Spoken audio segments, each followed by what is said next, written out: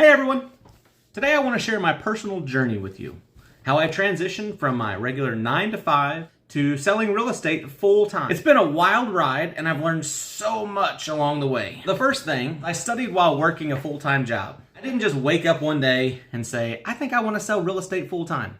I think I'll just quit my job and wing it and hope it works out for the best. I began studying for my real estate in my spare time. I actually would get up at about 5 o'clock in the morning and study for about an hour, hour and a half before I went to work at my full-time job. It did take me about 6 months to get through all of the work that was required to get a real estate license. The second thing I did was before I actually got my license, I met with 5 different brokerages. I met with them, asked them questions, just tried to get a feel for how they were set up, what kind of help they would give and provide. So, during that process, I made sure to ask as many questions as I could.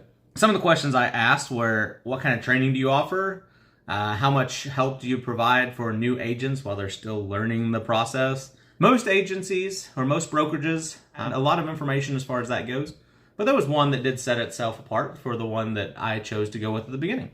The third thing, while I was still working full-time, I actually sold a few houses. I wanted to make sure I could actually do it, Fourth thing that I did was follow God's prompting. So I feel like I have a calling on my life. I feel like God is always there to help guide and direct me. Pray about it. At that time in my life, I felt like God was prompting me in that direction.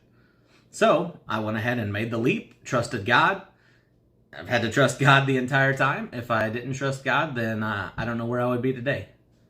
And number 5, that was research. So I told you earlier that I did a lot of research and a lot of checking and making sure that I understood a lot the regulations, the laws, and things like that. But all of that stuff isn't necessarily things that a real estate agent deals with in their everyday life. So the things that I began researching then were specific to the things that my clients had been having struggles with. Research, I was able to help my clients better. I really just dove into the research for the whole thing. And the last step, 6, and that's where we're at right now, is just continuing to learn.